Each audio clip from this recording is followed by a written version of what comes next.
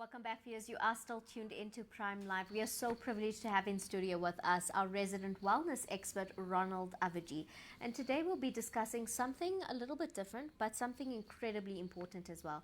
We'll be talking about the intersectionality between gender-based violence as well as social media. So join us as we delve into a very important discussion, as we know that the rates of domestic violence in South Africa are absolutely unacceptable. Assalamu alaikum, Ronald. Thank you for joining us on Prime Live. Wa alaikum salam, and good to be with you as always. I'm excited to delve into this conversation. Gender-based violence is a really, really big issue in South Africa. How common it is absolutely unacceptable. So I'm really glad that we have an opportunity to talk a bit more about it and understand what we can do better and what we can do in our day-to-day lives to talk about awareness as well as tools and resources.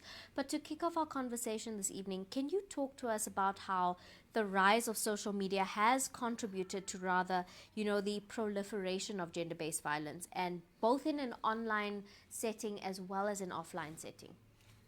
So social media is not the cause of gender-based violence, but it is a megaphone for gender-based violence.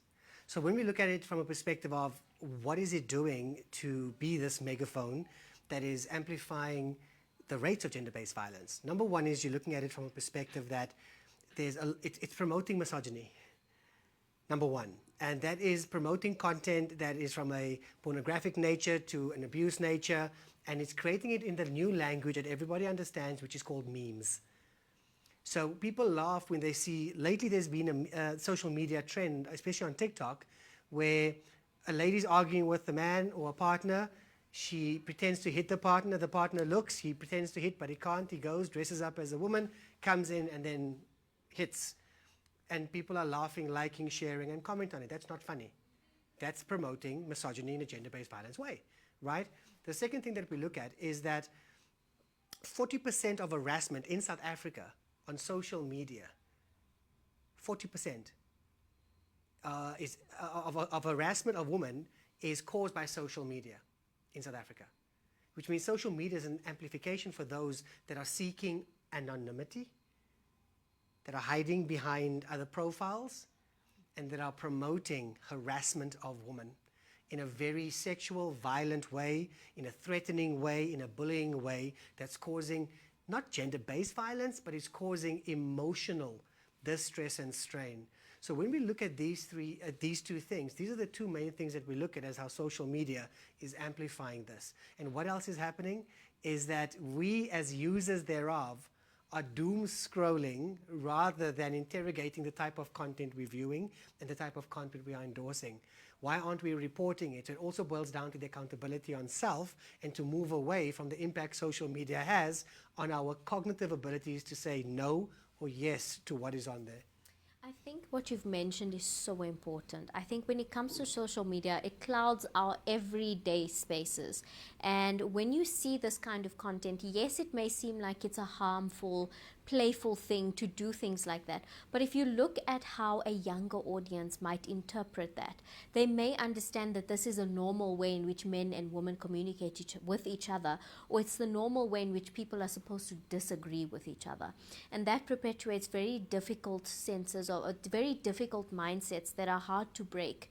And children don't learn from what you tell them to do. They absolutely learn from what they see. And we know that they're not supposed to be on these platforms, but they are. And, consuming this kind of content is very dangerous for them. And I think, like you said, we need to be mindful of the kind of content that we are consuming and the kind of content we're giving power to. Are we liking these types of videos? Are we sharing them with friends and family? And are we taking accountability for the kind of content that we are sharing? To us, it might seem like it's something silly and fun, but it isn't at all. It isn't okay to perpetuate these ideas and to share them on a social platform. But what I also want to ask you, in doing so, in trying to be more mindful about how we navigate the social media space, how can we navigate digital safety? What are some tips and tricks that we can do to navigate the internet in a safe way, but also being mindful of the kind of content we are consuming and sharing? And then also, trying to promote positive behaviors on social media and making social media spaces something that is more inclusive and something that is more appealing to positive ideas, in encouraging people, motivating people to do better instead of perpetuating violence. So when we look at social media, let's look at some of the top platforms. You'll hardly find this content on LinkedIn, because LinkedIn is known as a business networking platform, and it's where you're putting your best foot forward because it's within the business community for either a job or to promote what you're doing as an entrepreneur. You look at the platform like Instagram. Instagram is known as an aesthetically pleasing platform. So it's rather about, are you living in the real or are you living in a role? Are you standing next to a sports car that's yours or that's just parked there that you're standing next to?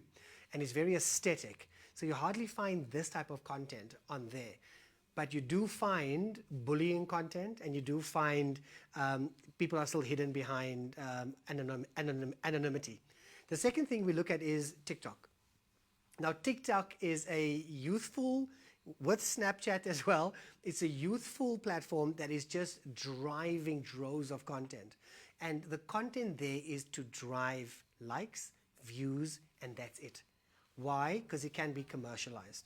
Also, it's fueling a need within many young people. How many likes did you get? How many followers do you have? How relevant is that? Because you can actually buy them. But that is a platform where I notice a lot more of these things are influencing the thinkings and the behaviors of young people. So what can we do? Number one is, parents to young people, you need to educate yourself on these platforms. You need to be on them, put in guardrails, hold your kids accountable, and do what you need to do within the parameters of not being a prison warder, but rather being a guide in that process. The second thing is, we are at a point where we need to ask ourselves as individuals, why am I on the platform and what content am I viewing and promoting? That is a self journey. And if that is something that you're promoting, please note, if you're promoting gender-based violence, harassment, sexual innuendo content, liking, sharing, or even viewing it for longer periods, you are endorsing that behavior. You must accept that. And the last thing that we need to look at is consistent education around just what the impact of this is.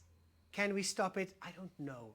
But I do know we need to start. And the more that we educate and inform, the better, the closer we are to trying to get maybe 1, 2, or 3 people to stop, and to challenge 1, 2, or 3 more people. And we can create a compounding ripple effect of this. Absolutely. It comes down to that consumer power. If you are consuming that content, you're liking it, you're sharing it, you're watching it longer than you should be, you are absolutely endorsing what the video is presenting.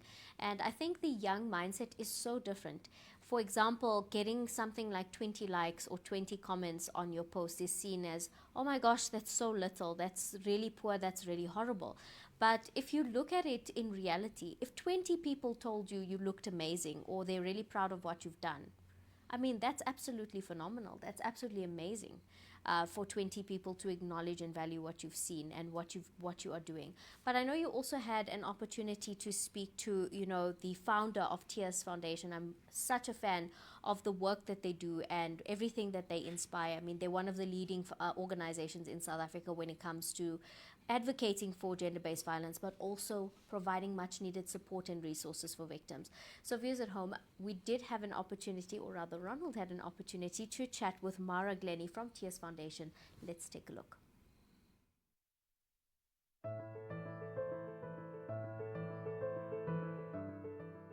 Something else that I've noticed is social media. Social media is big, and so is traditional media. But we know that South Africans spend on average 3 hours and 43 minutes a day on social media. And I am flabbergasted at the amount of content that is posted, whether it's acted content or real content, that really glamorize violence, especially against women. And almost making jest out of it, in that the men will now dress up as a woman and then go and slap her back, for example. And this for me is scary, because with over 43 million people who have access in South Africa to these social devices, it scares me. And is this popular culture contributing to literally normalizing abusive behaviors within societies? I do think that's so. I recently worked with the Gamers Association. So interestingly, that's a different kind of violence, but women gamers often play under pseudonyms because they are absolutely hounded by their male colleagues on the net. It's well publicized. So I think one of the difficulties in all this situation is that you've got to be wise when you use your computer, when you look at any stuff.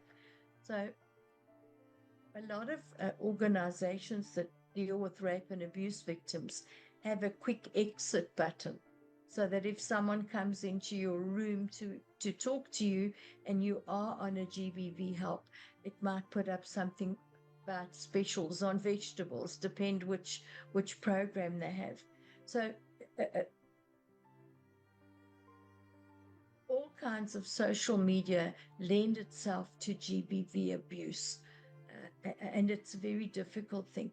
But then on the other hand, I'm proud to say that we used Facebook to help victims.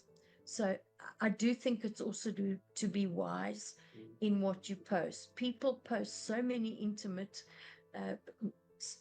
information about themselves and their families that they lead themselves to be open to getting abused, to being stalked, to being tracked. In no ways do I ever say that it's justified, but I do say that you have to be more wise.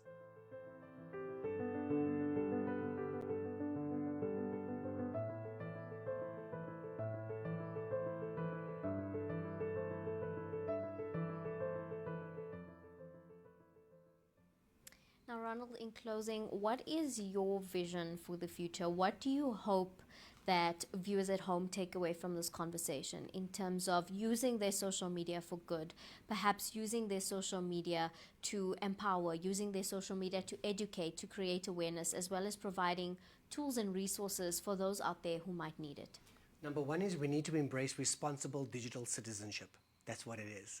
And number two is, what is responsible? Responsible is promoting and pushing and developing content that fills and fuels your purpose, your essence, and your why.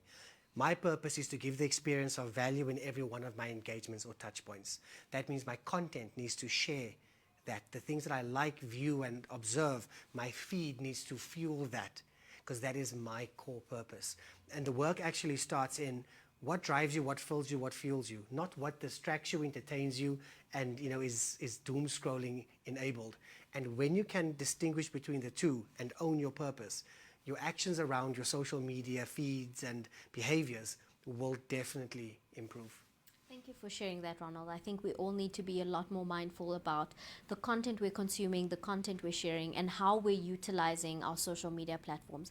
I think there's a lot of issues in South Africa, but there is a lot we can do within our own platforms and in our own spaces by sharing positive content, by sharing content that is going to empower people around us, and content that is going to reflect the kind of morals and values we share and have, and the kind of people we want to be. So thank you for joining us. Absolute pleasure.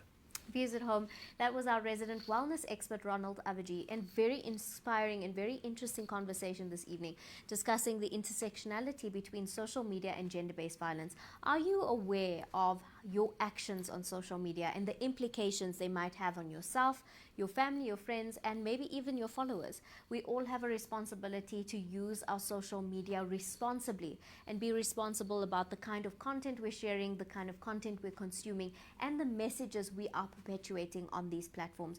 It's about time we all start using our platforms to share things that are helpful, things that are inspiring and empowering. But let us all give it a shot and be better on social media.